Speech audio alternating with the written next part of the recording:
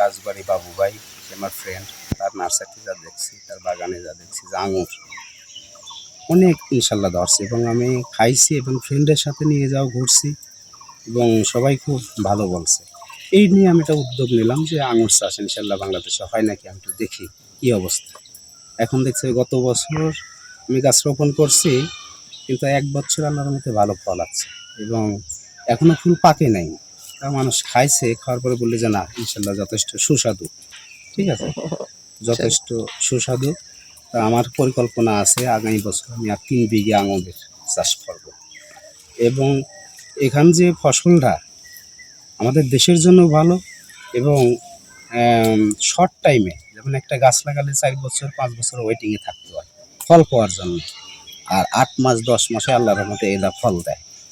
এবং এখানে আঙুর একটা গাছে যদি আপনার ২ বছর বয়সে আপনার ২০ কেজি আঙুরও হয়, তাও ২০০ টাকা কেজি বিক্রি করলে পরে আপনার মন আসে কত? ৪,০০০ টাকা। একজন মিশ্র ফল চাষি। আমার বাগানে এই জিল্লু ভাই পাংশার উনি ঘুরতে গিয়ে আমার কাছ থেকে চারা নিয়ে এই মিশ্র ফল বাগানটা উনিও তৈরি করছেন। পাংশাতে আসলে এত সুন্দর ফল হবে আমি নিজেও দেখতে আসছি এইখানে, যে আমার কাছ থেকে চারা নিয়ে উনি প্রতিষ্ঠিত। তা আমার এখানে নিজেকে গর্ববোধ মনে হচ্ছে, এবং আমি বাংলাদেশের সবাইকে অনুরোধ করব, যেহেতু সব মাটিতেই মিশ্র ফল হচ্ছে বাংলাদেশে, কেউ বসে না থেকে একটু জায়গা ফেলে না রেখে বিদেশি ফলের চাষ শুরু করে দেন।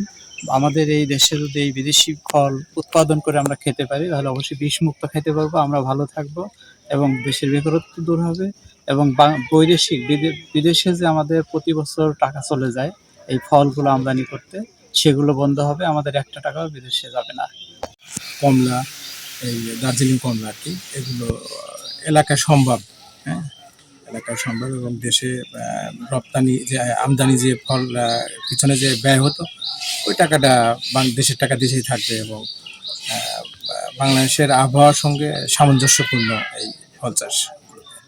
আমিও চেষ্টা করছি যে এরকম একটা বাগান করার উদ্যোগ নিচ্ছে।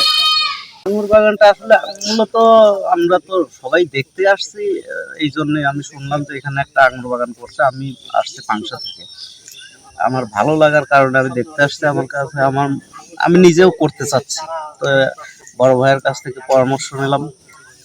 তা বললো যে আপনি করতে পারেন, আমাদের যেভাবে আর কি করলে পরে উনি যেভাবে করছে তা আমার খুব ভালো লাগছে, ওনার পরামর্শ ভালো লাগছে।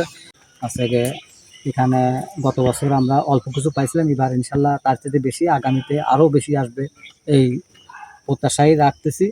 আর বিশেষ করে হচ্ছে গিয়ে এই অনেকেই আসতেছে দেখতেছে, হ্যাঁ সুন্দর এই যে আঙুরগুলো আছে তারা খাচ্ছে, খুব ভালো মিষ্টি। হ্যাঁ, দেশের মাটিতে যে বিদেশি ফল আমরা উৎপাদন করতে পারতেছি, হ্যাঁ এতে আলহামদুলিল্লাহ আল্লাহর কাছে খুব শুকরিয়া।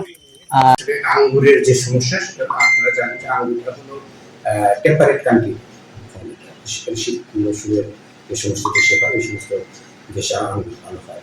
আমাদের দেশে কিছু অ্যাডভান্স কৃষক তারা নিজস্ব উদ্যোগে কিন্তু অলরেডি শুরু করেছে বাগান, বিশেষ করে আমাদের বাগমারায় যে সদর উপজেলা বাগমারাতে উনি উন্নতি করেছেন। আমি তার বাগান পরিদর্শন করেছি, এবং সে বেশ কয়েকটি জাতের, মানে অস্ট্রেলিয়ান, রাশিয়ান, ইন্ডিয়ান বেশ কয়েকটি জাত সংগ্রহ করেছে। তার মোটামুটি ভালো পারফরমেন্স, ভালো। কিন্তু আসলে আমরা এখনো কৃষকদের, মানে সাধারণ কৃষকদের মানে পরামর্শ দেওয়ার মতো পর্যায়ে আমরা পৌঁছিনি। এই কারণে যে সে যদি ক্ষতিগ্রস্ত হয়, এটা যেহেতু বিদেশি হঠাৎ করে সে বড় অঙ্কে করলে সেটা ক্ষতি হওয়ার সম্ভাবনা আছে। আমরা আরেকটু ধীরে সুস্থে সেটা তাদের ফল বাগানগুলো পর্যবেক্ষণ করার পরেই এগুলো আমরা সাধারণ চাষিদের পরামর্শ দিতে পারবো বলে আমার বিশ্বাস।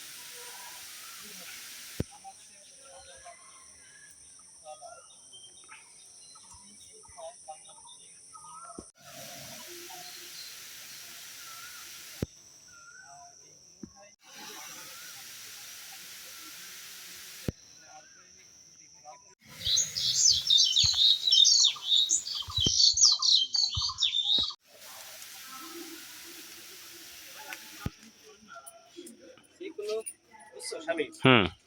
যে কোনো জিনিসই যত্ন সহকারে করলে লাগে থাকলে ওটা সফলতা আসে।